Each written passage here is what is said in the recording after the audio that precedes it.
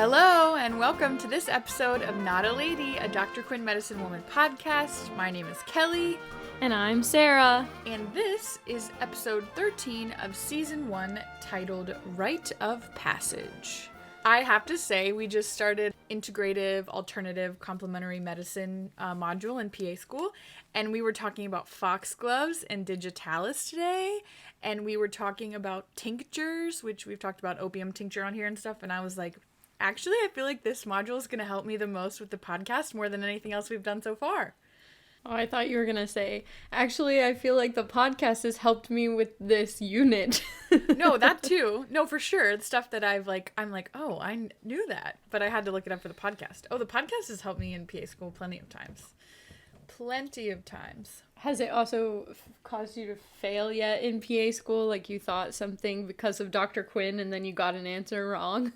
No, in fact, this is really funny, but we just had our rheumatology module, and sometimes I have to come up with little ways to remember drug names for pharmacology, and there's this drug, it's a rank ligand inhibitor, and the name of it is denosumab, and the way that I remembered is I remembered Rank, remember Stank and Rankin, we talked about him, Yeah. And I remembered that he was from Denver, so I knew that the rank ligand inhibitor was denosumab. That's how I remembered it. And it was questioned on my test today.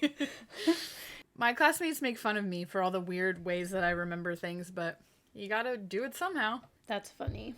Should we talk about lessons from Happy Birthday? Yes, I'm very excited to hear your guys' thoughts. I think a common theme for lessons for this episode can be summarized by an email lesson from Julie. Julie said, "A lesson Dr. Mike learned. Sully cleans up good." I believe you have some other versions of that. Including TV_junk13 on Instagram, who also says never underestimate the power of a good shave and a nice suit. Sully looked so fine in all caps. And that was the real gift. Our friend Petulus said similar, saying that Joe Lando looks good in literally everything. Buckskin pants, a suit, a scarf. And it's true. Petulus also adds that to her, the main lesson is that you can't plan or force anything in life. Things will happen when they are meant to be. In an email from Grateful Fan, they wrote that they learned a couple things. First off, they learned that the Reverend doesn't actually know what he wants, considering that he just laid on all his wishes for marriage and kids on his first buggy ride with Dr. Mike. They said that if that was truly what he cared about, he would have jumped at the opportunity when the kids first brought up the prospect of courting Dr. Mike. Another thing that they learned is that Sully is very inventive at keeping a suit, razor, hair gel, and an iron on his lean-to outside in the woods. Which I don't know that we have totally established where Sully even lives, but now that I think about it, that suit was very well pressed, considering, where has he been keeping it? And in an email from Kiara reiterated some of the lessons that we talked about and the themes in the show, especially talking about how you're going to fall down and make a lot of mistakes. And when you're ready to get back up, these characters have support and love to make it possible.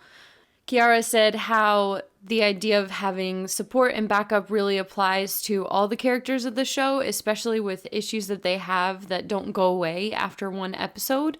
Sometimes they will go through struggles that feel singular, but will always have people to help them get by. And Kiara said that maybe that's one of the best things about this show, is that the characters move on and grow by relying on the communities and the found families that they are able to build in their lives. And I think the idea of found families really can apply to our lives as well, and are very applicable for this episode, because without support systems, it would be really hard to overcome any struggles. Guess what? Mom wrote one. Oh, yeah? Yes. So Mom wrote in her first lesson, and her lesson was, in this episode, Sully learns how the tragedy of losing his wife and child have manifested in a fear of the future.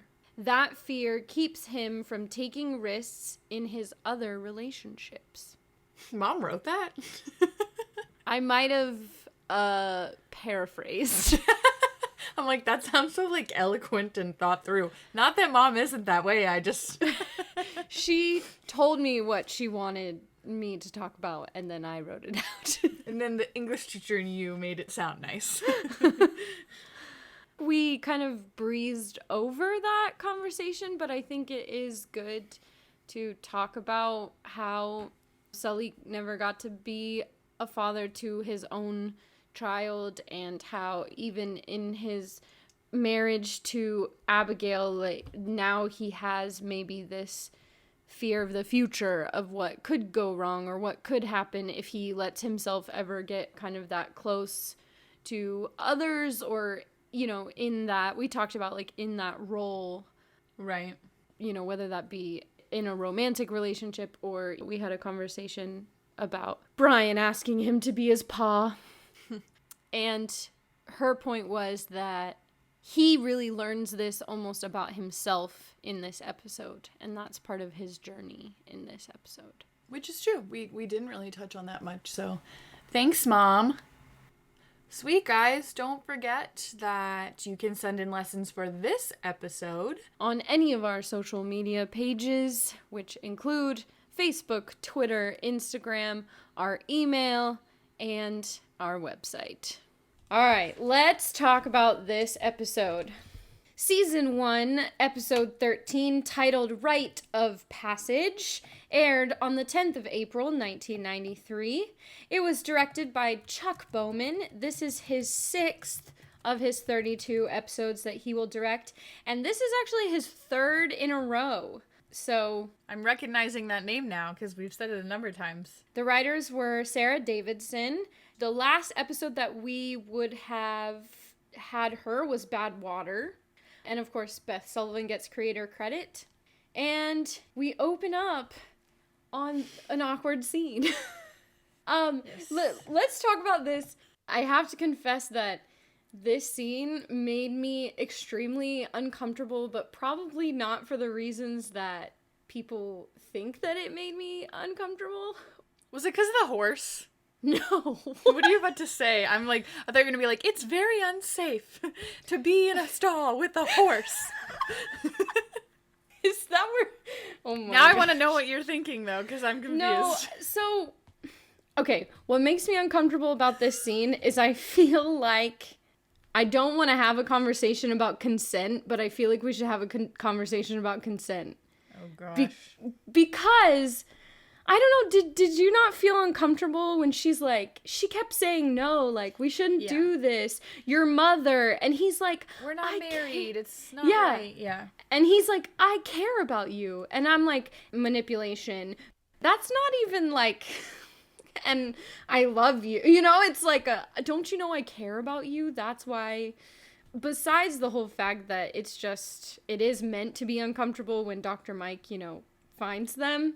I'm wondering if this is one of those things where you'll remember a couple episodes back, Tracy wrote in that she had written a paper about how a lot of historical and period pieces reflect that some of the history reflected in those pieces is more a bigger reflection of the era they were created in versus like the era they, because I wonder if Matthew kind of insisting to Ingrid where she's really kind of protesting, I wonder if that's more a reflection of like what was romantic in the 90s versus definitely not appropriate for 1860s romance. Does that make sense? Yeah. I don't think the scene was supposed to make us think that Matthew was pushing Ingrid to do something she didn't want to do. I really don't think that that was the purpose of the scene, but I had a really hard time because I felt like that's what was happening.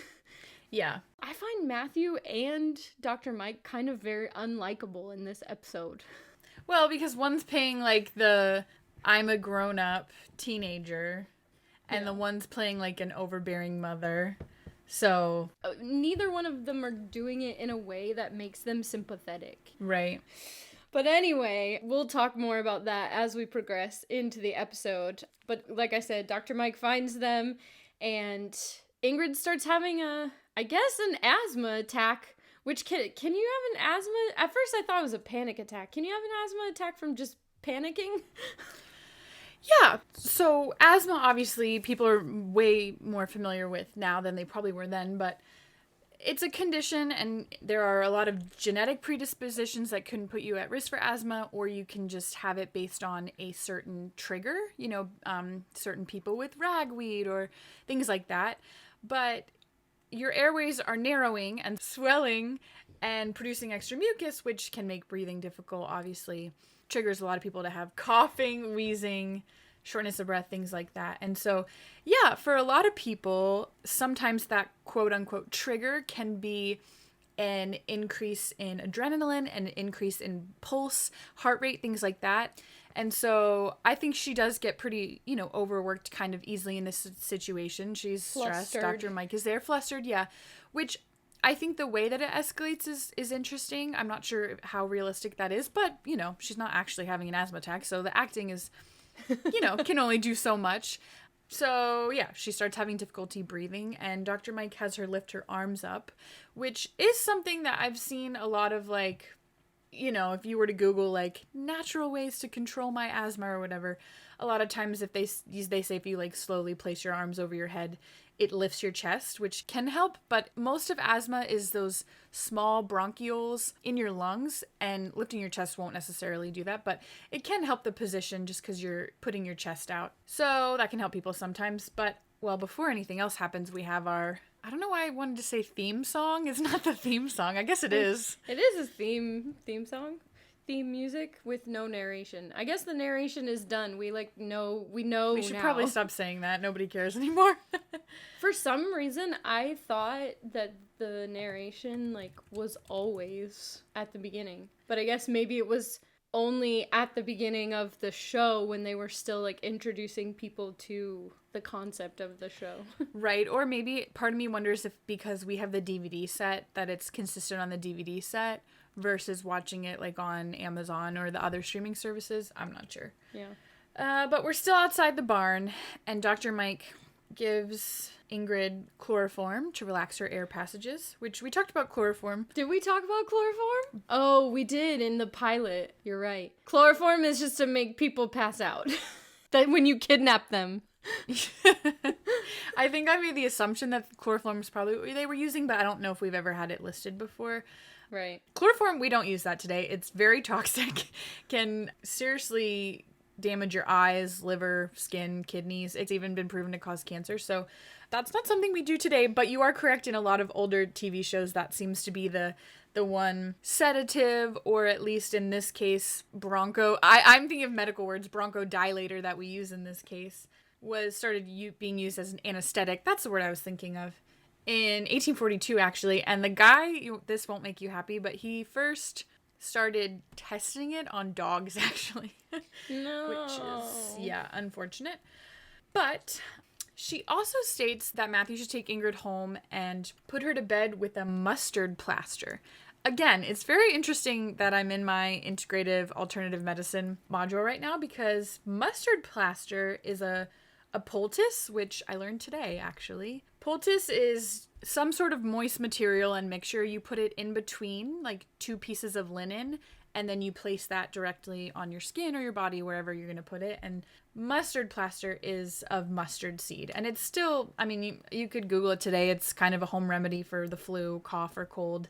People think it draws kind of the gunk out. So that is kind of weird, because Brian and Matthew are Ingrid should just stay here. She can stay here. And there's this weird, no, I should go home. Dr. Mike doesn't want her to stay, even with Brian and Matthew's pushing, for kind of obvious reasons. I think it's out of care for Ingrid. There's no, secret motives there.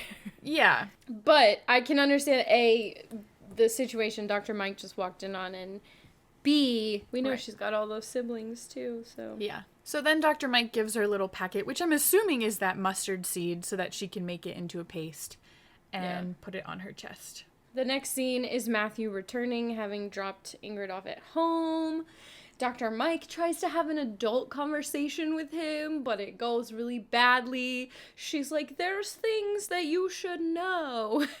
And he's like, nothing happened. You don't believe me? And she's like, but I can teach you things or tell you about things.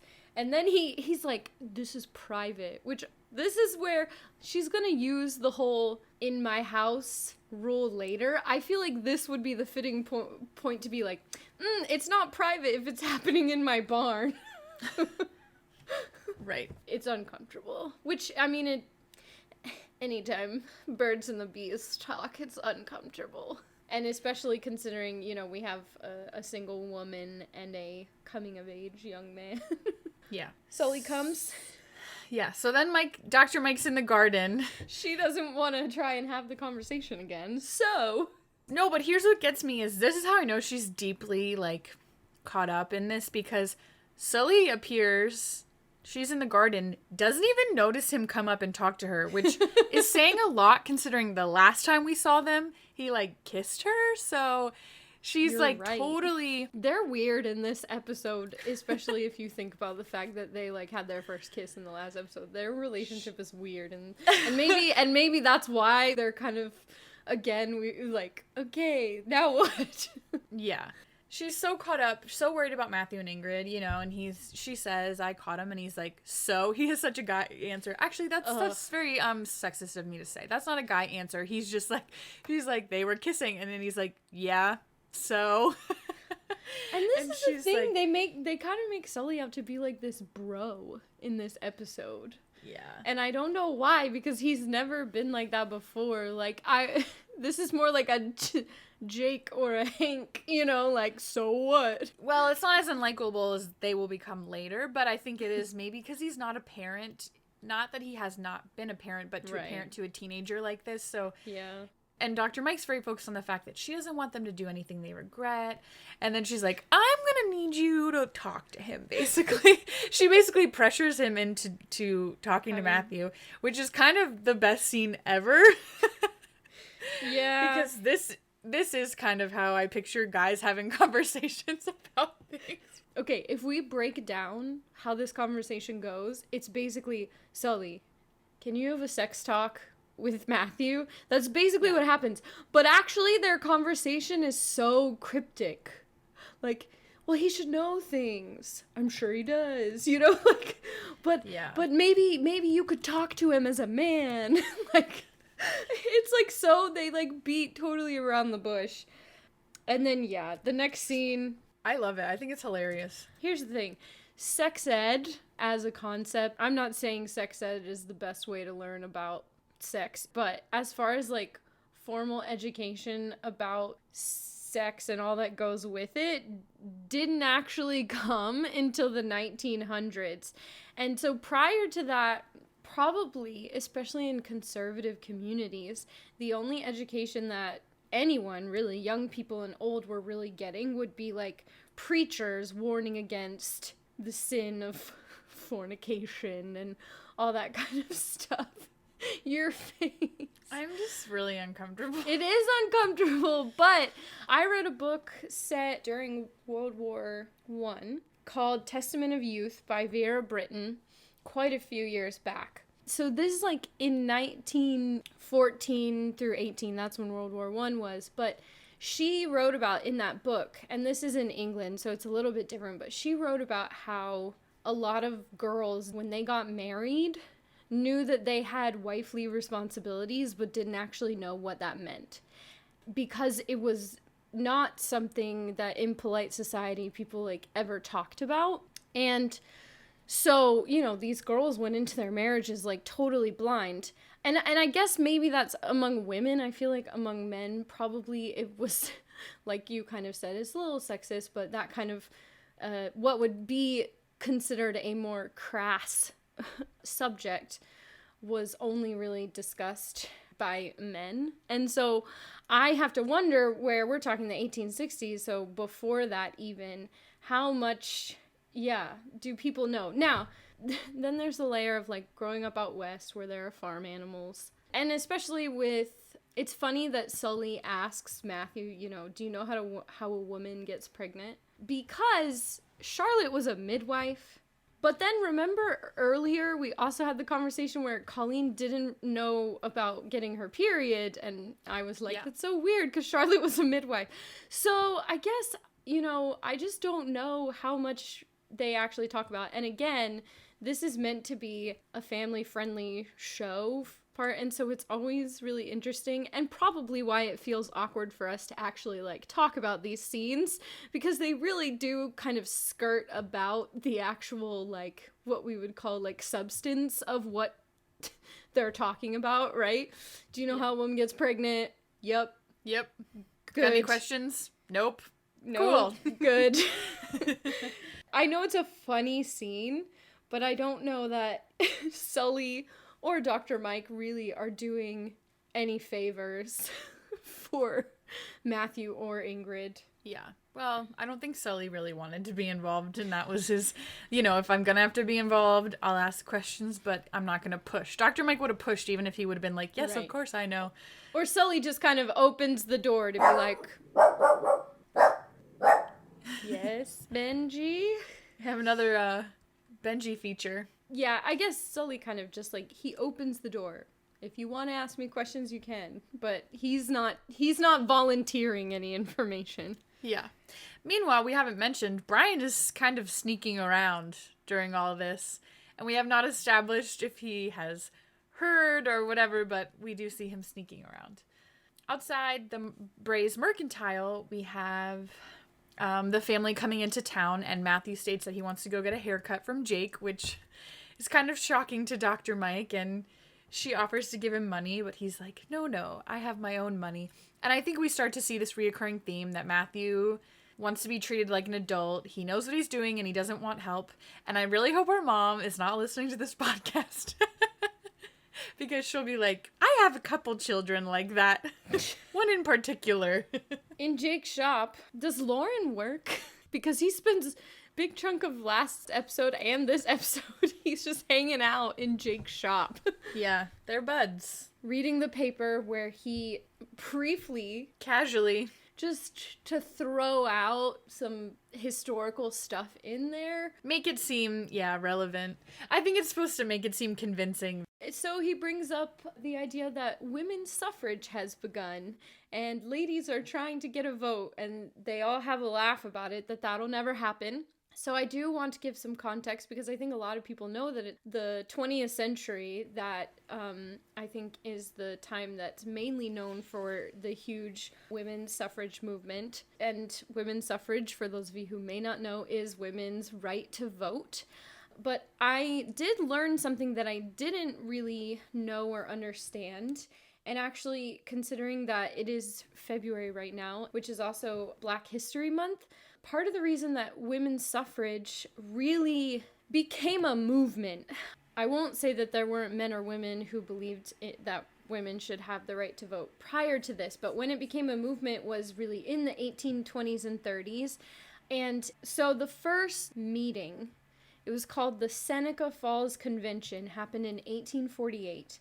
And there were two ladies that kind of initiated this, though there were many other amazing women who were behind the start of the women's suffrage movement. But Elizabeth Cady Stanton and Lucretia Mott were two of the first, what we would, called suffragettes. And at this convention, they read a declaration of sentiments. And the leading statement in it was, "We hold these truths to be self-evident, that all men and women are created equal, and that they are endowed by their Creator with certain unalienable rights, that among these are life, liberty, and the pursuit of happiness." And when I meet Thomas Jefferson, I'm going to tell him to include women in the sequel. There you go. There's Anybody? Your Hamilton reference. Yeah, that's why I want to be like, hey, just so you know, these women didn't start women's suffrage, but this is where what we see is what's called the women's suffrage movement really first sees the light of day. And would have become especially big right after the Civil War, because after the Civil War in 1870, and this is where it ties into Black History Month, but the 15th Amendment was when Black men were given the right to vote. And so there were a lot of women who were like, hey, what about us, you know? So it fits that in this time that we know is post-Civil War, it fits that this is something that would be in the headlines of the newspaper. That's good. I'm glad that it actually does fit with the timeline. Yeah, it does. But unfortunately, at this time, women's suffrage also has a long way to go before we get to the 19th Amendment. Yeah. So it's also a crazy reminder to me in the world of Dr. Quinn. Oh, Dr. Quinn, our strong, independent, hard-headed woman, is considered less of a citizen, you know, and can't vote. And right. Yeah, like, I forgot about that thing. Yeah. But yeah, so Matthew's getting a haircut. Yep. But not only does he want a haircut, he wants a shave for that baby face of his. I feel like they're nice about it, though. Well, at first they're like, why? I know, Lauren's like getting up close and personal. Like, oh yeah, of course. Let's give a man a shave. Which I like had a moment where Jake actually takes his razor and uses it. It's called a razor strap or razor strop. And I was like, oh my gosh, sepsis, that does not seem clean, which, yeah, true. But I thought those things were to sharpen the razor. They're actually not really to sharpen the razor. They're actually used to, like, realign the razor so it's straight and you get that edge on it. Anyway, how'd you know that? I looked it up. Oh. And we only notice it because of Happy Birthday. But I like to think perhaps that he has them off screen in some antiseptic or something. No, yeah. And I think, that's still something if you go to like some classic barber shops today, they do use, but they have sharpening paste and whatever. Anyway, yeah. So this is kind of step one of his initiation into manhood, according to the townsmen, which is, yes, it's about to go bad. Yes.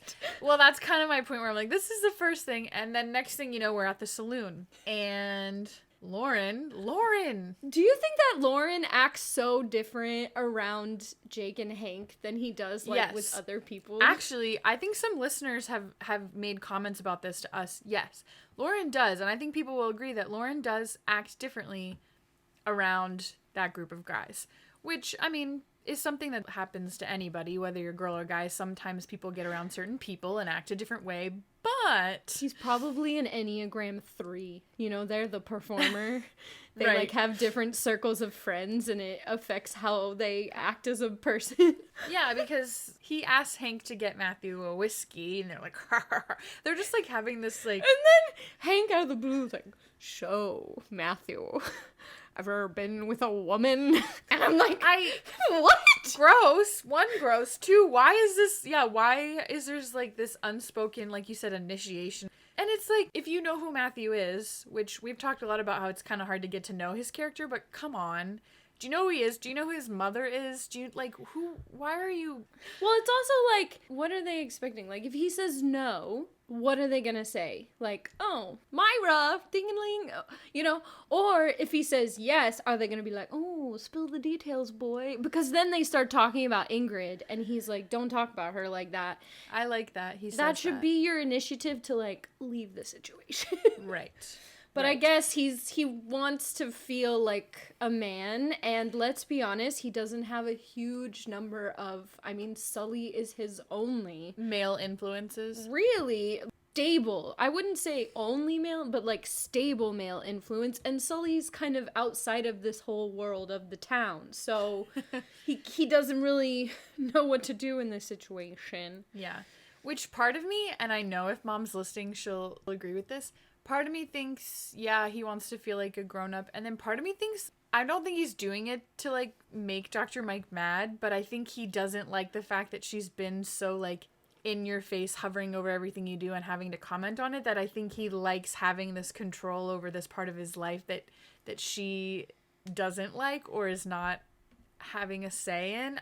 Yeah, or that they're looking at him as a man, as an individual, even if it's not necessarily the way that he would even define being a man, but he's like, well, if this is what it's going to take for them to see me that way, then I should Right. do it. Which is like, Right. hello, peer pressure. And of course, this is also where we have Myra come and take Matthew to the back of the saloon, and we're left to wonder what's going on here. And all the guys are like, yeah, I hate To it. which she's like, you leave him alone. I'm like, Myra, I know that she's like trying to get him away from the situation. I'm like, but aren't you kind of making it worse? Right, like, yeah. Which I guess it wouldn't have worked if she had like walked up to him and be like, Matthew, you know that Dr. Mike wouldn't want you to be here. Because then it probably would have made him want to stay because he's 16 and yeah. But at the same time, I'm like, aren't you escalating the rumors and the crass talk and the teasing and... Yeah. But before that scene plays out, we are in the clinic, and Ingrid's there for her treatments with Dr. Mike, in which Dr. Mike actually has the leaves of the datura plant, and she's going to steam them, and then she's going to have Ingrid inhale those vapors. And it's also known as datura stramonium, which I don't know if you've heard of like thorn apple or devil's snare. It's also known as that. But very common for this time period. It's pretty potent stuff, actually, and usually grown in warmer climates. It's basically a weed, actually. In Europe, I read this thing that they actually pick it out of like a lot of livestock pastures and stuff because it's a toxic weed. But it can do a lot of things, but it's very easily to overdose with this because it's has hallucinogenic effects, but also psychoactive effects. So it can be pretty toxic. In traditional medicine, there is a lot of evidence that people would smoke it in a cigarette or in a pipe. That would kind of help, I guess, numb your air passages is kind of what it was saying. But I don't know. There's a lot of different uses that I found research for. But in this case, I think it was one of the first things that they were using for asthmatic patients to kind of help open up those air passages. Whether that actually was happening or not, we'll never know. But we do have Dr. Mike giving some advice that she should use this every day for a couple weeks to help prevent the asthma attacks that she's had.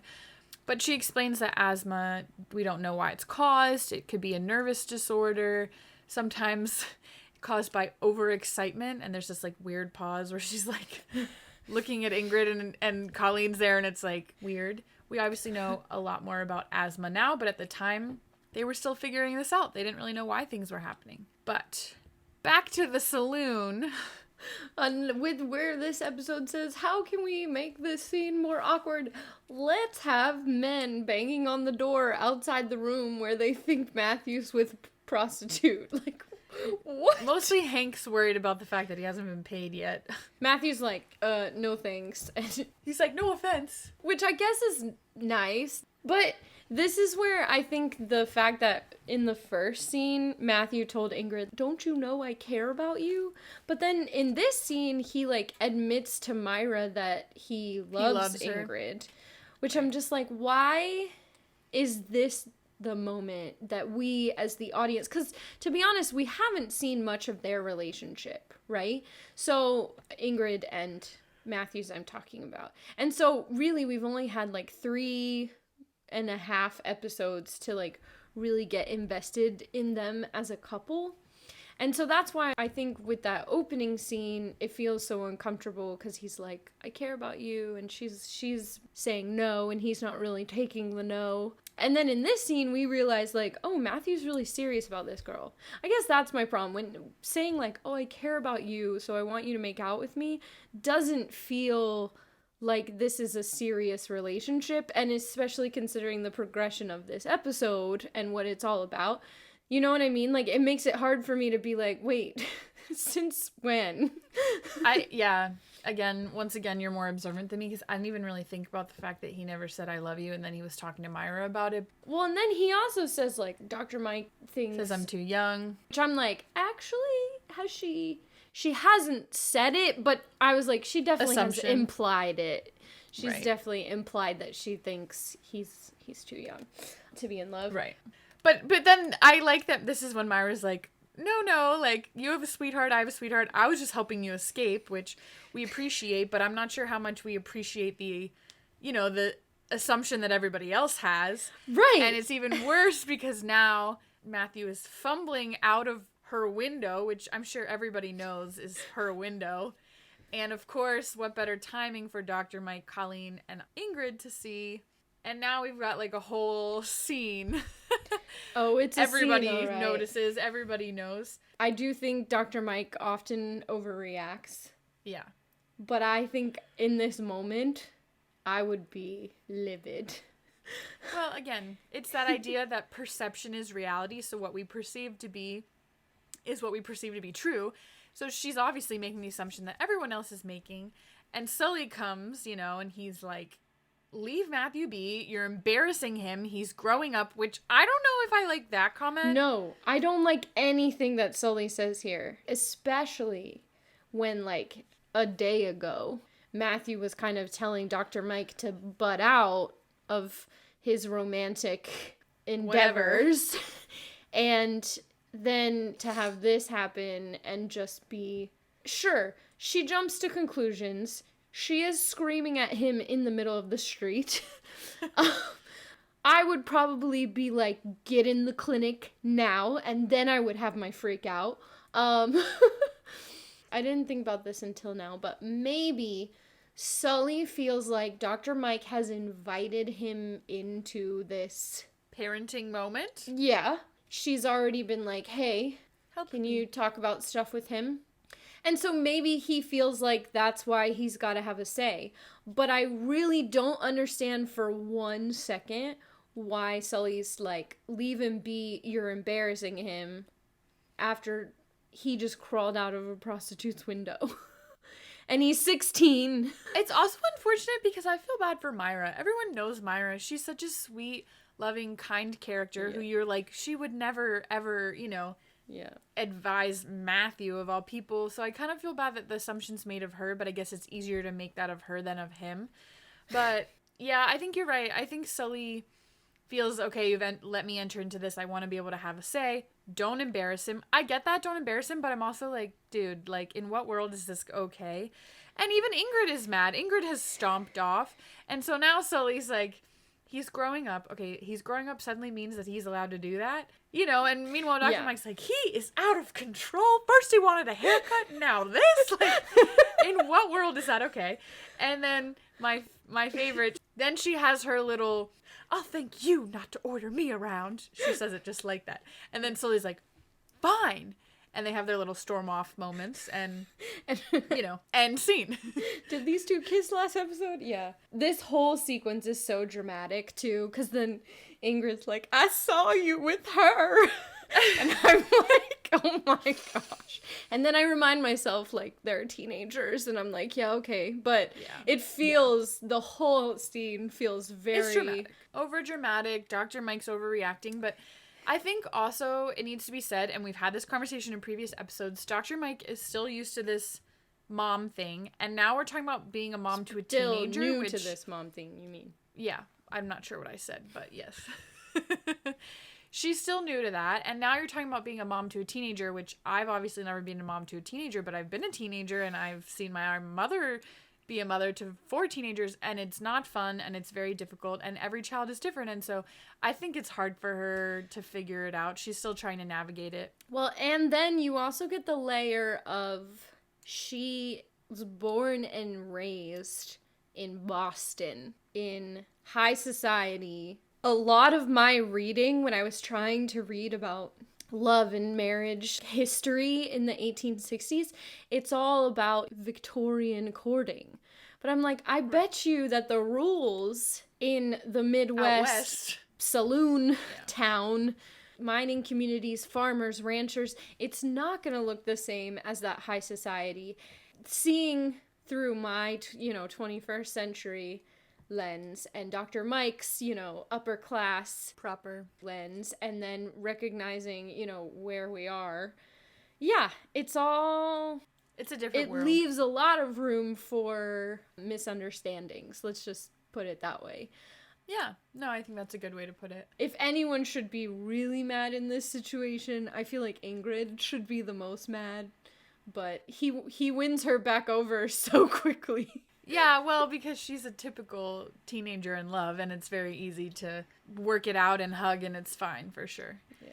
But the conversation gets a little more complex because we are now having what looks like a post-church kind of picnic. New day, they're all wearing new outfits. Yes. And Dr. Mike takes a second and apologizes for jumping to the wrong conclusions, which is great. We just had that conversation. I think that's very mature. But then she jumps into this spiel about how he's growing up, and because he's growing up, she would like to take him to St. Louis to look at colleges.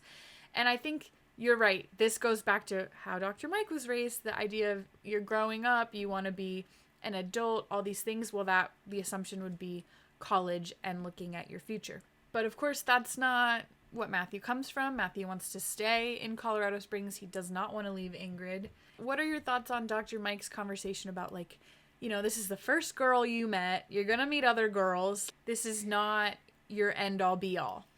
Okay, I should preface by saying neither one of us are parents, right? Right. But I've been a teacher for 7 years and worked with teenagers, so I feel like I have an understanding of being in a adult role with teens. So I don't want to come in being like, I don't have kids, so I really don't know what it's like. I have a lot of good advice on having hard conversations with teenagers. I really do. And maybe that sounds kind of conceited to say, but when that's my job, and working with parents and teenagers. I think everybody knows that middle school and high school teachers have a very special gift. So yes, we support you. My first feeling is that this isn't really an appropriate conversation for her to be having in front of the whole family. Also, she's like, I want to take you to look at colleges, which is immediately, I can tell you that's going to turn that boy off to looking at colleges faster than you can say, oh, I didn't mean for you to have a say.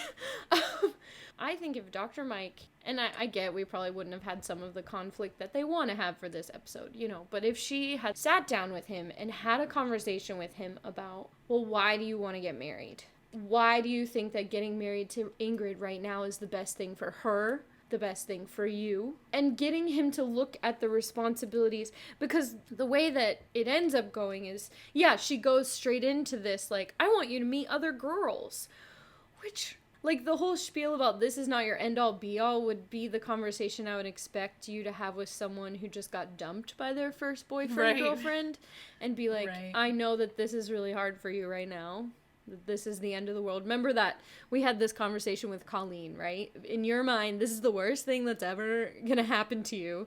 Right. That's not the case, but I understand that this is really hard for you right now. So, yeah, to say that, especially because it's his first love... whether it be true or not. And I'm not saying that it's not true. Very few people marry the first person they ever fall in love with, much less like. I think we spent a lot of time on this podcast talking about, like, oh, she should have done this better. I would have done this or whatever. But the reality is, I kind of like that they're human. And like you said, I know that the show, there has to be some sort of conflict. And at the end, there's this big resolution. But it's like, they are human, and I like the fact that she's trying to figure it out. And I don't know, I've seen this even with our own parents and parents of friends. When your kids start growing up and becoming adults, it's very hard figuring that out. So she's trying to figure it out. She doesn't respond the best, and I'm not saying, I mean, that's part of the podcast is us talking about, you know, but also for me, because I'm like, come on, Dr. Mike. One, we have not been introduced to the fact of school in the entire show so far, what's happening with school. Yeah. And also, like, I don't think he's ever expressed that we've seen, or that I would assume, the interest of going to college. So... and that's different if he'd never thought he could go, right? But then that's a conversation that needs to that needed to be had before this conversation. And yeah, no, me talking about, oh, Dr. Mike did this wrong is not me saying, oh, the show should have done this differently. It's more just me, like, outside looking in what I was thinking about watching the scene. Right. And I think we've said this before, that there are certain times where Dr. Mike is trying to convince people of things, whether we agree with them or not, where I feel like she goes into the conversation setting herself up for it to end badly.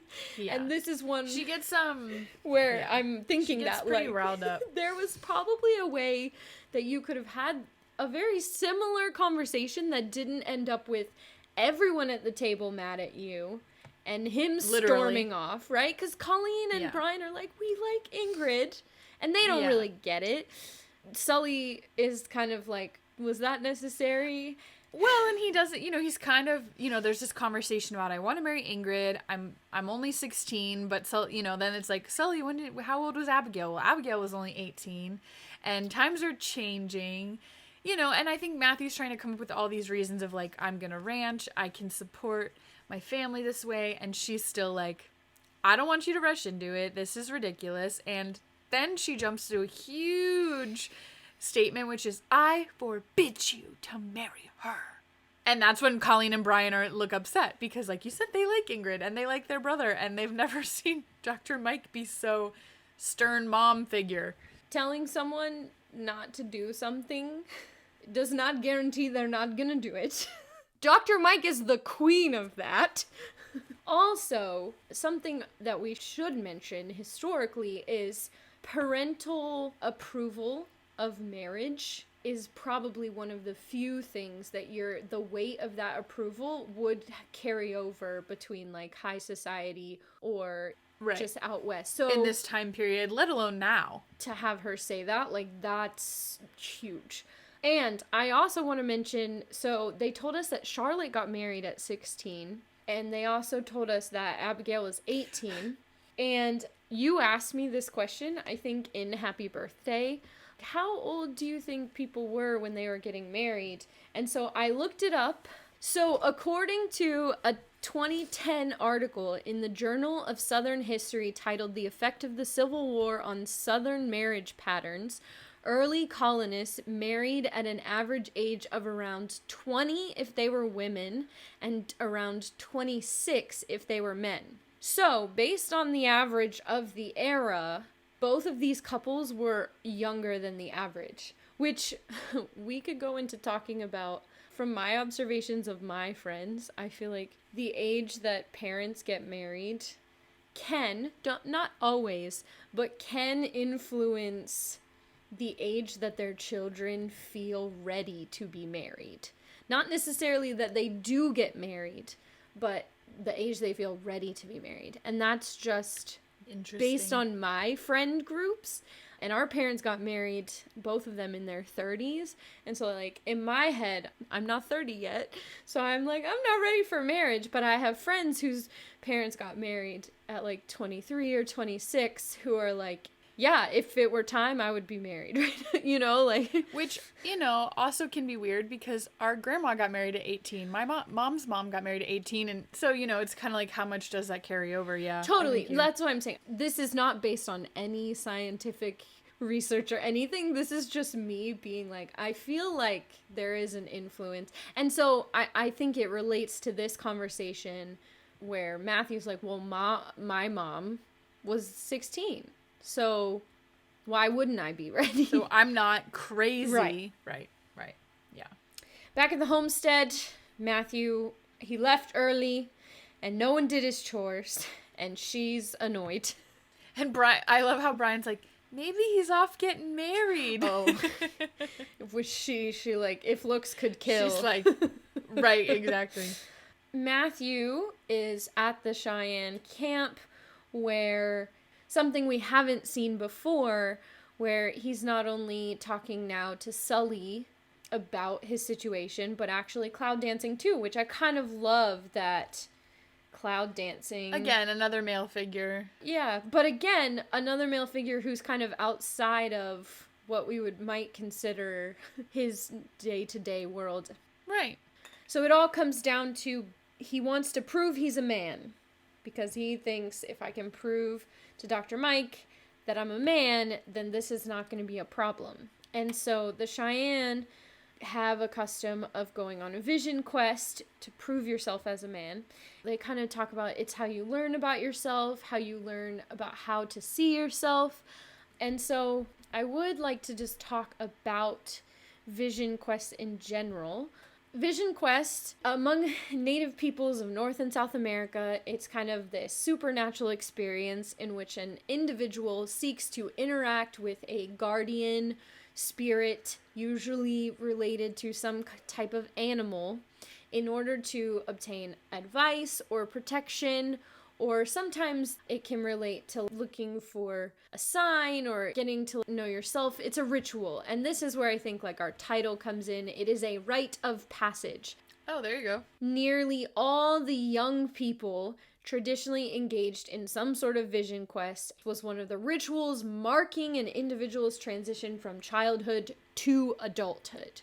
In some tribes, it was something only men did, but that wasn't true for all. Now, it was interesting that you brought up hallucinogens earlier, because they don't talk about this too much in the episode, but a lot of vision quests included fasting, forgoing food and water for a period of up to several days, prayer, and sometimes in order to have that actual vision, certain cultures did work in the taking of hallucinogens to more significantly connect themselves to what would be the spirit world.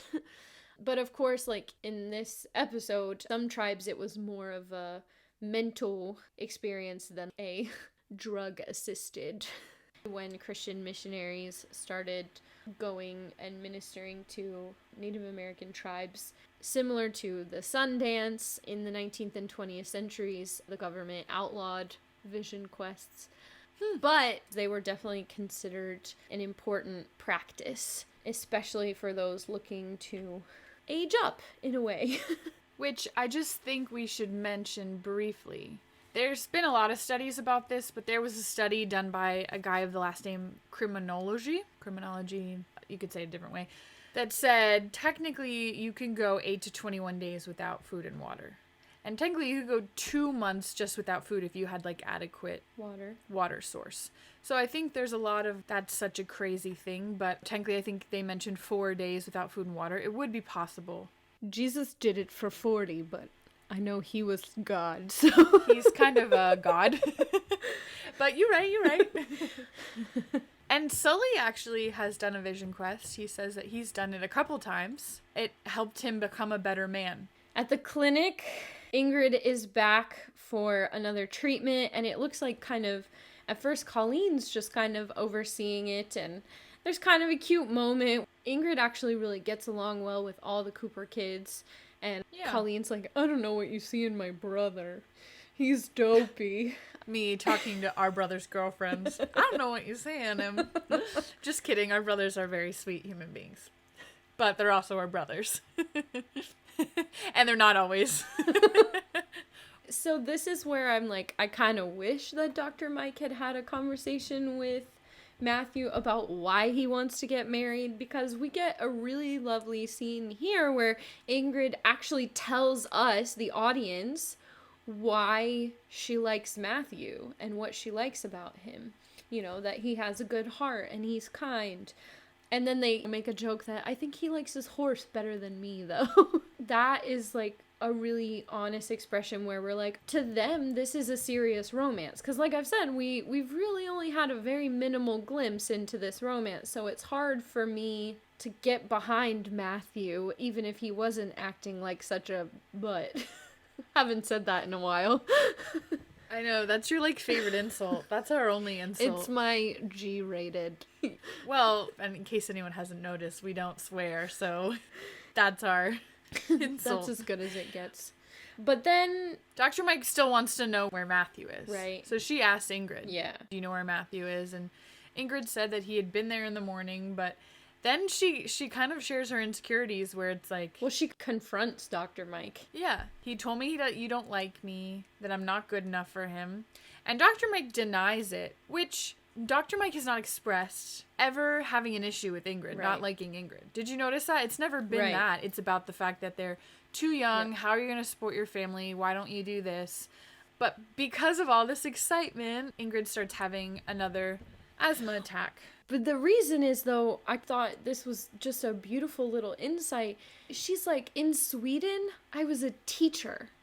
Where we're seeing her as this child, you know, this orphaned girl who's having to care for her family. And all of a sudden you remember, like, this She had a whole immigrant life. struggle. She's learning a new language. She's in a new country. Suddenly, I just got so much insight into Ingrid's struggle, and suddenly it made so much sense to me how safe she probably feels with Matthew. Just recognizing the weight of the immigrant struggle, and like that they were taken advantage of, you know, by people, and they were, you know, had to compete for jobs, and they were looked down upon, and Right. and just recognizing how Ingrid probably already must feel so okay, because I've lived abroad, and I know what it's like to move to a country where, like, I consider myself an intelligent, capable person who communicates well and works hard, and suddenly I move to China where I can't read, I can't write, I can't speak, and you feel deaf because you can't understand, and you're mute because you can't speak for yourself. And so just recognizing the burden and the weight that Ingrid must feel, and that she expresses it, and then of course that does lead into an asthma attack. But I don't know, I just thought that it's such a short glimpse, but when you really dig into the depth of it, you're like, yeah, this girl, she's given up a lot for this idea of hope and freedom. And well, we know a lot of her hope for her family's survival and for just her future has come from Matthew. And not just Matthew, but in turn the whole Cooper family. Yeah, I actually think it's good that you brought that up about everything that Ingrid's been through, because we don't get a huge revelation of her character until this, I feel like, in a lot of ways, to share some of the struggles that she has had, because we're so focused on the fact of what Dr. Mike thinks is, you know, good and okay. So, no, I think that's a great thing to bring up.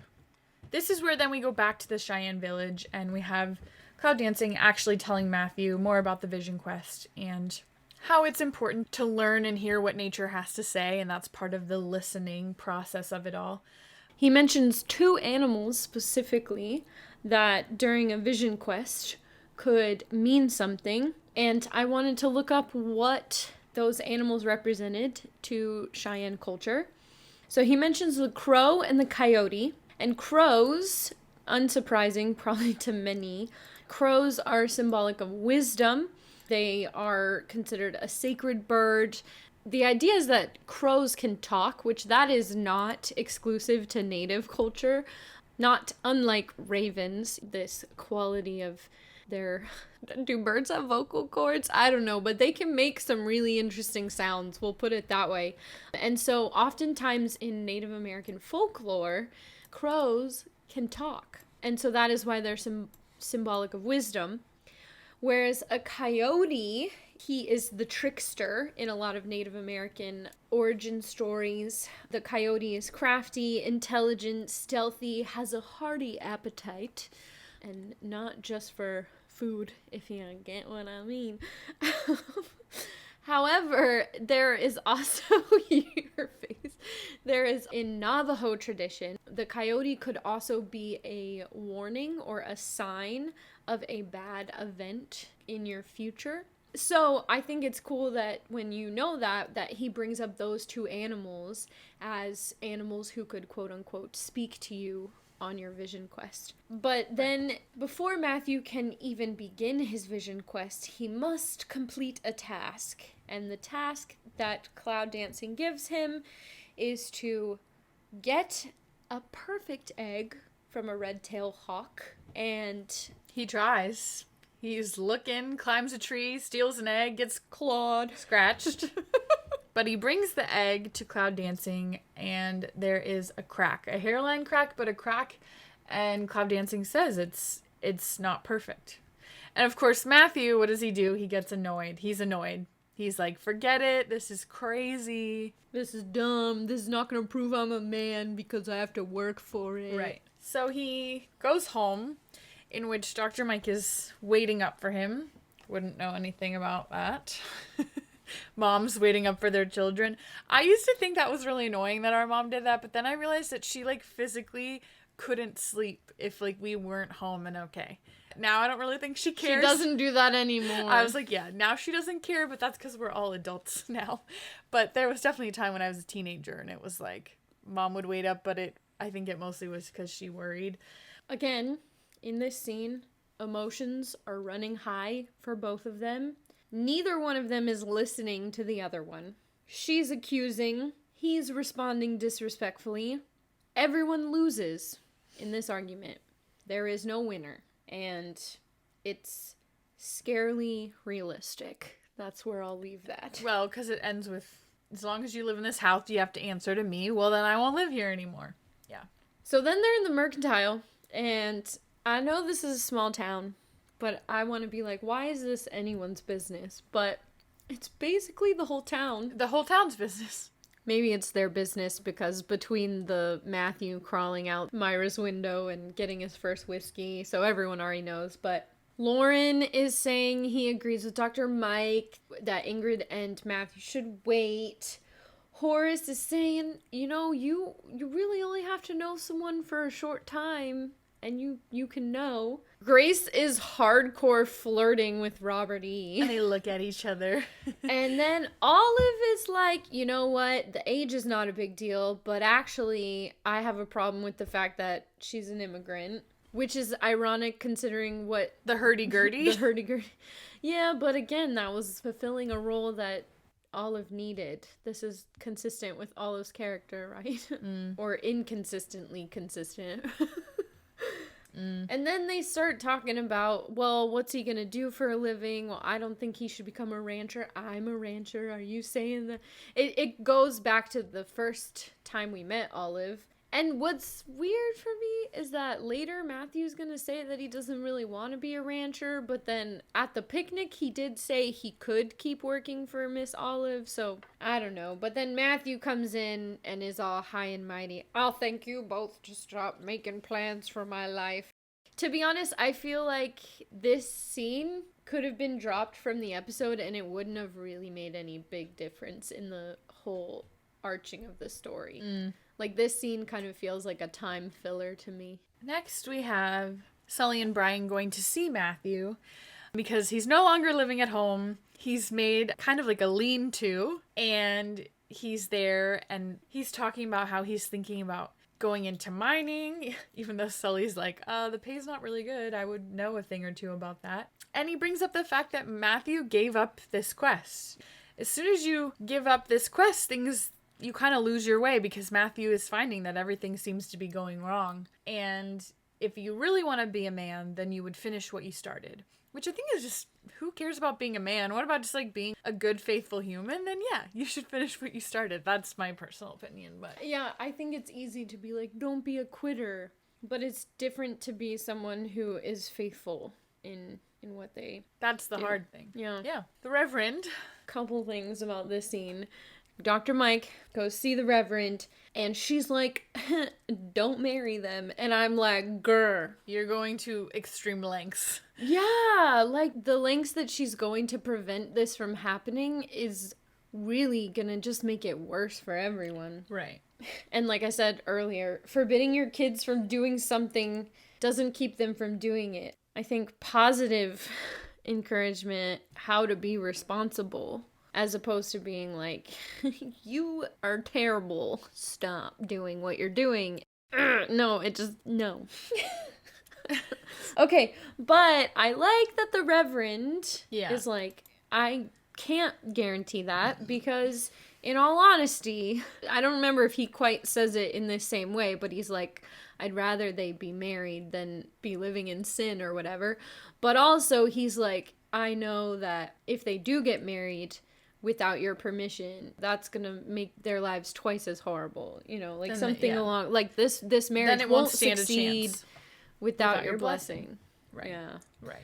Which is, you know, we have good days and bad days with Reverend Johnson, but I appreciated him in this day. Yes.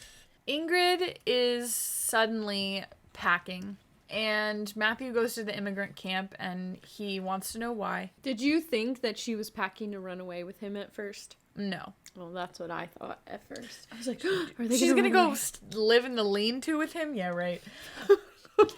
No, she has taken a nanny job in Denver. And we could probably talk a lot about this scene, but I think the main thing to say is that Matthew doesn't want her to leave, but she says, I don't care about you, which is not true, but again, I think it's a defense mechanism to get out of this situation so that he's not ruining this relationship he has with his family. She's not ruining whatever is happening in her future. It's pretty harsh, and she does it with a pretty straight face. But Matthew's concerned. He's very concerned, and so he runs back to the homestead and is super mad at Dr. Mike. Wait, before we talk about that, I actually forgot about this scene. But it does seem like it should be a super big scene, but it's actually not that big and it gets resolved very quickly. We don't really know how Ingrid gets to this point. So I think my one edit, if I could edit this episode, would be to take out that mercantile scene and put some sort of scene in here where we get more of the progression of Ingrid's decision. Because the last time we saw her was her being like, Matthew says, you don't like me, I'm not good enough for him, but I've struggled so hard to get where I am, and I really am more than what this language is limiting me to be. We don't really see how she gets from that to like, I don't care about you. Right. And yeah, just like leaving her family behind, like it would, I think it would have been nice to understand more what her motivation is here, other than what I think the writers really were trying to do, which was escalate the conflict so that we have this next horrible scene Fight. Where Matthew is awful. He's mad. And especially coming out of the last episode where we made such a big deal about Dr. Mike is no less a person just because she's single. It bothers me, and it's probably because I am a single person. But I'm a single person in the 21st century where it should be okay to be single. But even within certain communities, there's like this view that people who are single for life or for big chunks of their lives, or especially when they're young, are viewed as lesser. Like, you are not living your life to the fullest because you are not married. And that's so not correct. And yeah, his ugly words end with, I don't want to end up like you, alone, a spinster, not having love. You're not my ma. That one he looks like he regrets, though. Right when he says you're not my ma, he looks like he regrets that. She never claimed to be, right? Yeah, like, I don't know. It's just, But I guess that was probably the most hurtful to her. No, he's mad, and he's lashing out, as we often do when we're upset, because Ingrid's about to leave, and he fully thinks it's Dr. Mike's fault. Yeah, I mean, this scene is meant to be horrible, right? And what's gonna bother me the most, I'll say it now, is he's not actually gonna ever apologize in this episode for saying what he says to her. That's been a theme. People not always apologizing for things that they do, but... Which I guess that's probably realistic. People don't apologize, and you still have to forgive them, but I'm not good at that because I'm a feelings-driven person. But the scene ends with, he says, you're not my ma, and she says, well, you're not, except she says it meaner, but she says, you're not a man. You're not a man. Which I guess is the most hurtful thing she can think to say to him, but it's... Sometimes in the moment, you can only think of so many things. I just flashed back to you and me having a fight one time. I know what you're gonna say. No, but I have to remember exactly what you said. I'm pretty sure you said, just grow a face. That was your comeback. Do you remember that? I don't remember. That was a while ago. I don't remember why we were fighting, but I remember. Oh, me neither. I never really remember why we fight. Because we don't really curse at each other, so no. Like, the way that we have to think of mean things to say. Grow a face. You know what I do remember, though? I do remember when I learned, shout out to all the kids out there who grew up in households where you weren't supposed to say shut up.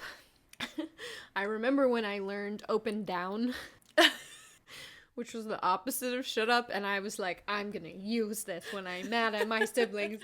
Open down! But to be honest, open down does not have the same venomous anger. No. Like, you can't say that angry in the way that you can say shut up angrily. It's like trying to say grow a face angry. I just remember laughing when you said that. I was like, really? That's the best comeback you can think of? I remember there was like a pause. But I think after that we were over the fight because that was so funny. Anyway, back in the Cheyenne village, Matthew brings a perfect egg for cloud dancing, and now he is ready to embark on this journey of this vision quest. And maybe you know more about this, but they end up kind of having like a ceremony in the sweat lodge. Yep. I'm not sure if it's just like a preparation thing or what's the main purpose. We talked about how, like, traditionally it was a time for prayer.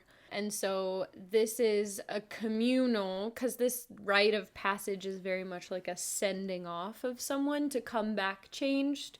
So yeah, they're having a prayer, not just for Matthew, but he says, pray for your enemies, pray that your heart will be open to your enemies, which is, when I first heard that, I was like, is Dr. Mike his enemy? Or I think it's just more this idea of like, you can't go into this holding anything back and harboring any ill will. If you're going to get to know yourself, you need to see all the messiness in there. Right.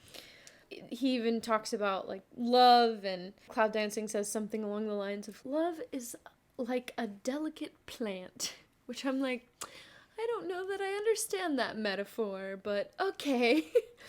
And Brian sneaks into the camp, and this is probably the only time I was like, good job, Sully, this episode anyway. Sully actually thinks to let Dr. Mike know to keep her from worrying about somebody. Both her boys. Actually, very sweet. That actually says a lot about his understanding of their relationship because he knows she'll be worried, yeah. So then, at the homestead, the messenger has arrived, the native messenger, and Dr. Mike, remember when Doc Eli was like, do you have a doctor who says things like they know everything and they're never wrong? That's basically what I felt about this scene, because the messenger, I guess we don't actually witness it, but he explained what Matthew's doing, and Dr. Mike's like, that's physiologically impossible. And I'm like, girl, don't you trust cloud dancing and Sully? It's the literal phrase, don't shoot the messenger. I wish you would have said that, like, I'm just the messenger, don't be mad at me. But she's kind of a control freak, so she's insistent that she'll find him herself if nobody's going to say where he is. So, sure enough, we have cloud dancing, Sully, Brian, and a bunch of the other Cheyenne kind of leading Matthew out into the wilderness. And they've got like this whole setup with a buffalo hide, and there's soil and rocks kind of set up. And cloud dancing says that as long as he's in that circle, nothing can hurt him. So, just to preface, now we're going to have a lot of switching back. I kind of had a flashback to, what was Bad Water? Yeah, exactly. Which is written by the same writer. Oh, good point, because we're going to have a lot of switching back where we see Matthew in the circle doing his thing, and then we'll switch back to the Cheyenne village or the homestead. Because Matthew's in his circle, he's listening, he's looking, he's taking in nature and the sounds around him. Sully and cloud dancing recognize that there might be a storm coming. Matthew's getting rained on. Cold and wet. Yep. This I understand Dr. Mike being worried about, because getting a chill back then, like, that really could be a death sentence. So I kind of understand that sort of worry. Yeah. We know Dr. Mike's been running around looking for Matthew, but she had to come back because it was raining so hard. She's blaming herself that he wouldn't be out there if it weren't for her. Colleen mentions briefly that she's worried about Ingrid, which I'm like, that's nice that we are remembering there are two people in this relationship that are having to struggle with some things here. And Dr. Mike does actually, and this is where I'm talking about, like, she admits, I didn't do a good job of listening to Matthew and listening to what he wanted and what he was trying to tell me. And she mentions that her father didn't actually approve of her own engagement, though he never said anything out loud about it, but she knew, which is very interesting to think I like about. that reflection, and I think it makes her think beyond this situation. And I think there's a lot of situations, once you put yourself in it, then you see it differently. And I like that she had that kind of realization. Back to Matthew in the circle. There's actually a lightning strike that kind of happens. Dr. Mike is still riding. She's going back out to find him. And this is kind of where we have Matthew wake up because he hears a stampede coming, in which Brian also kind of somehow knows is happening just because they're brothers, I guess. He has a dream vision. And he says, Matthew's in trouble, we gotta go. And Sully's kind of all gung-ho for it, but Cloud Dancing's like, no, don't go, he will be okay. You have to trust that he's gonna be okay.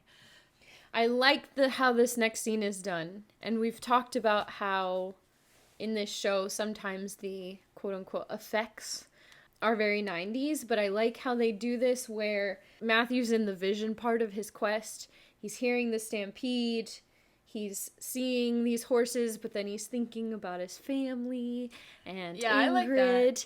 And the way, I just feel like the editing actually is really good, and almost to the point where, to us, it almost feels like those horses are about to come right over that hill, but then they're not, but then they're there. And yeah, you kind of have this moment where it was like, it seems it's super real, but then I'm also like, did he imagine that? Because then it's like over and he didn't get touched and you're like, yeah, what? It was his vision. And that's what Cloud Dancing says. He has seen what he needs to see. And the native questing group go to follow him. Dr. Mike arrives in the Cheyenne village. She is... Yeah, I think that's what bothers me in this episode. She's just very, like, demanding where he is, and she's forbidding people to do things, and she's demanding that you don't marry them, and I don't know, I think it's a bit much. Again, she's trying to navigate this, but she demands, to find out where Matthew is, and Brian almost... There's a part where Cloud Dancing makes this face, and I was like, lol. It's a good face. I think Cloud Dancing thinks like you think, like, girl. But it's kind of interesting because Brian kind of like looks a certain direction and it kind of gives her a hint, I think, of just the direction that Matthew could be in. And well, before she goes though, like Sully gives her a lecture, which I'm like, I don't know why he's doing it. Your mom didn't approve of you coming to Colorado or becoming a doctor. We all have to make choices in our life. And I'm like, Sully, I get what you're trying to do here. However, she's 34. And it was a career choice. 35. Well, when she decided to move to Colorado, she was 34. Okay. And I don't know how old, she was, I guess, 18 or something when she decided to become a doctor, but her father was 100% supportive of that. So I really don't think that these are, like, equal. And I don't know, is he talking about the wedding, or is he getting married, or is he talking about the vision quest? Because part of me is like, how is this relevant? I guess his point is, at some point, you're going to have to let Matthew make his own choices and trust that he has been raised to make the right ones. And if he makes the wrong ones, then that's up to him to respond to it. It is not your job to fix him or protect him from choosing and living his life as he feels called to do. And I guess... it makes me kind of flash back to the Law of the Land, where, when he admits to her that he helped kill the bull, and she's like, I'll take care of it. It's a little bit of that snowplow mom, like, I will move things out of the way for you. And that is not healthy for any kid or parent. And telling your kid all the time how they're making bad decisions is not helping them make better decisions. Like, at some point, you have to let your kids, if they have a question, then they're going to come to you. But otherwise, you need to trust that you raise them well. And this is where I guess it's, like, hard for her because she feels more of a responsibility for these kids because Charlotte did ask her to take care of them. Good point. Absolutely. So it's almost... probably explains why she's overprotective than maybe if they were her own kids. I mean, they are her kids, but you know what I'm saying. Yeah. So she ends up finding him, right? Well, she heads out, and then Matthew takes his shirt off, and a red-tailed hawk lands beside him on the circle. Then Dr. Mike finds where he is, and sees that actually... he's fine. Yeah. Just hanging out. He's okay. And so she leaves, and I'm like, good job, Mom. Good job.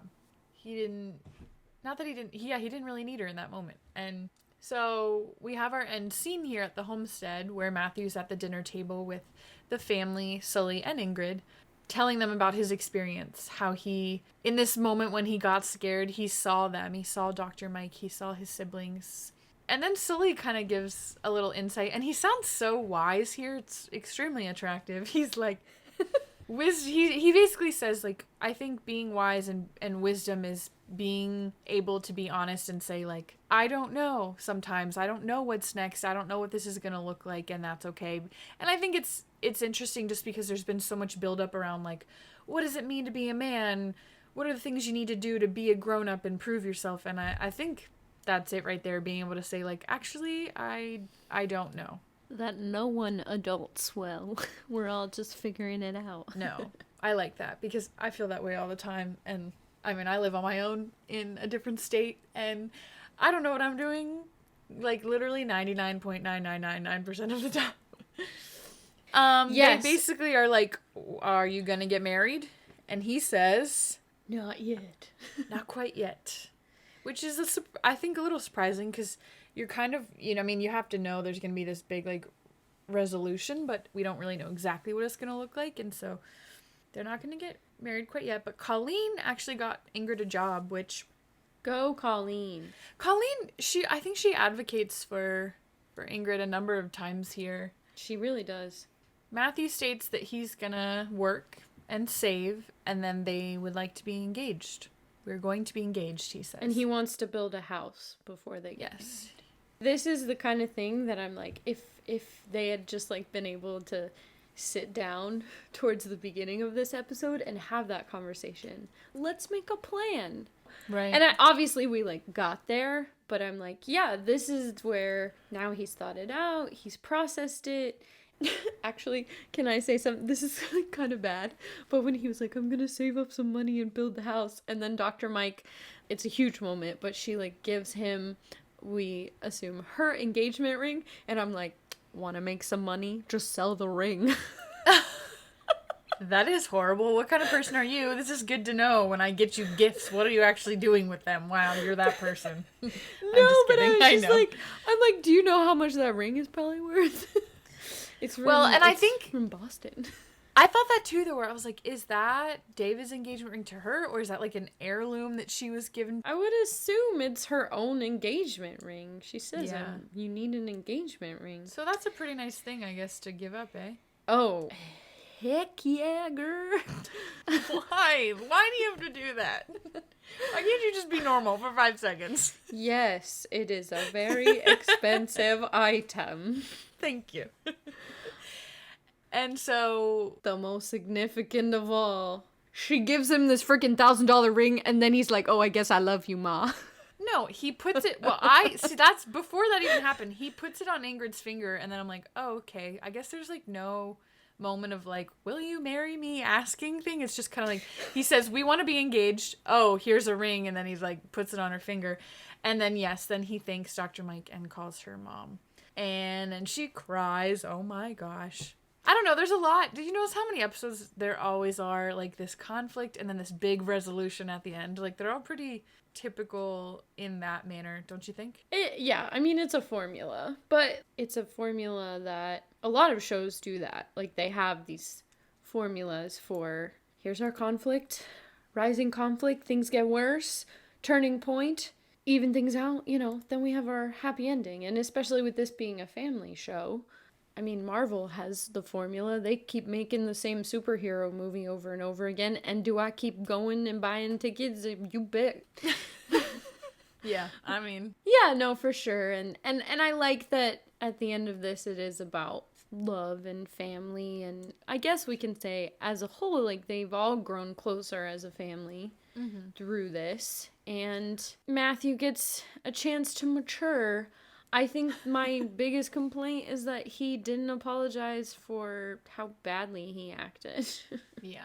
Well, I think it took him getting out of his own self-absorbed universe to recognize, like, oh, my choices do affect other people in a very significant way. And the fact that, like, I am immature, I don't know what I'm doing, and there are steps that need to be had. I also think there's a big theme of, like, what does it mean to support someone, you know? Supporting someone doesn't always mean you have to agree with everything they're doing, but it also means that you have to be smart and kind and compassionate in the way that you express that. And I think Dr. Mike hopefully has learned a little bit of that, whether we get to see it or not. I think that's a factor as well. So yeah, there's a lot of things that play into here, and it is interesting just because we haven't seen a ton of development with Matthew and Ingrid. We've seen bits and pieces, and unfortunately some of those pieces have been out of order, which has made it all kind of a little confusing. But this episode is focused on that, and it'll be interesting what that looks like to come, for sure. So guess you guys will have to stay tuned in. Good point, Kelly. I'm ready. My favorite scene, I mean, obviously, I don't even want to say the last scene's my favorite scene. I think my favorite moment is when Sully says, he just sounds so, like, smart. And he is smart, and not everything he did in this episode is smart, but I like that he says that wisdom is being able to say, I don't know. I think that's, I don't know, I like that, and I think it's something I've clung to this past year. I think a lot of people have with just the state of the world, is being able to say, I don't know, and admit that is a huge thing. And that's more being an adult, being a man, being a woman, being a grown-up, I think, more than anything else that's displayed in this episode. Yours? Well, actually, originally, I was going to say that I liked the vision part of his vision quest.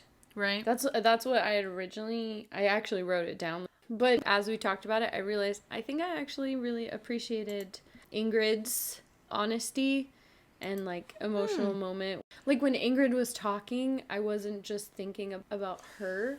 I was actually thinking about it. This is still the struggle to this day of every immigrant who moves to any country.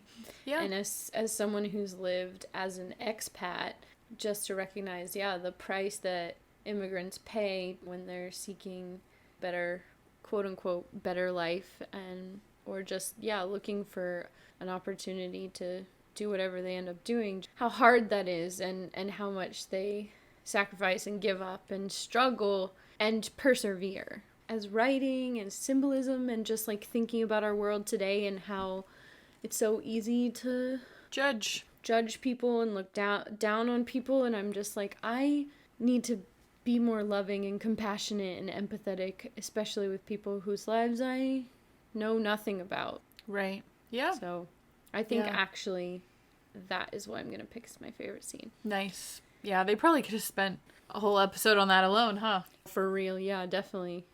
Okay, ranking. I'm automatically thinking this is not a fave. Same. Not because it's not bad. It's just not my favorite. No, it's just not. Honestly, it's not a very enjoyable episode to watch.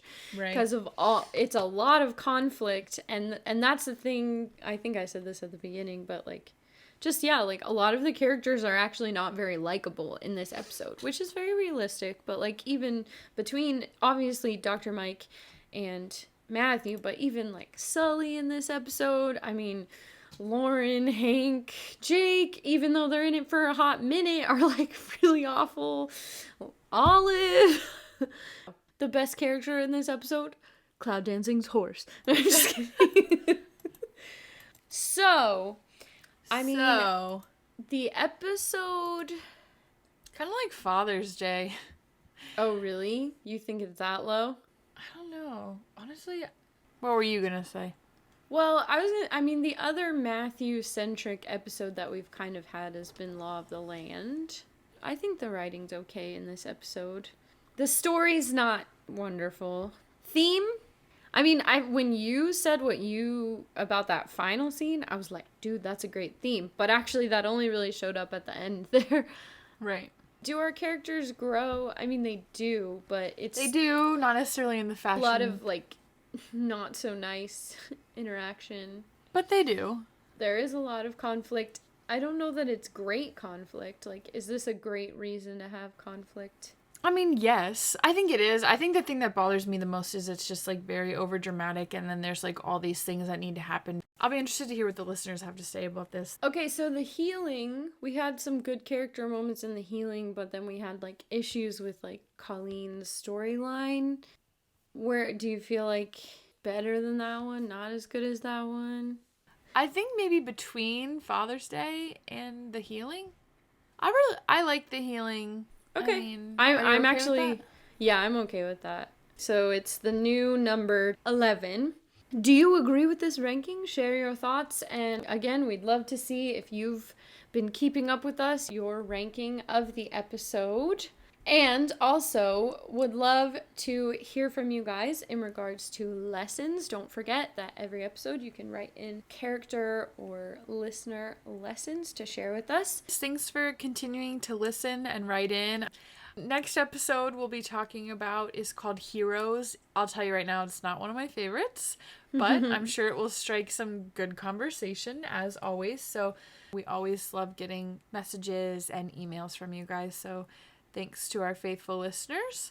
Don't forget that you can write us on social media.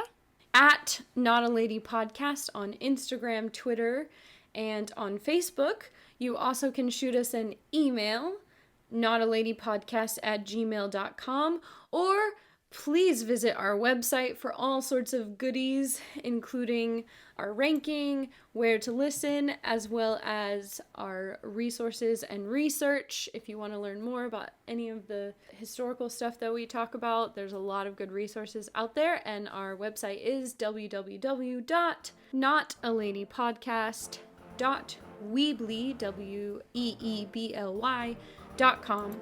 Thank you for listening to this episode of Not a Lady. If you like this episode, you can support us by liking or sharing our content on social media. Till next time!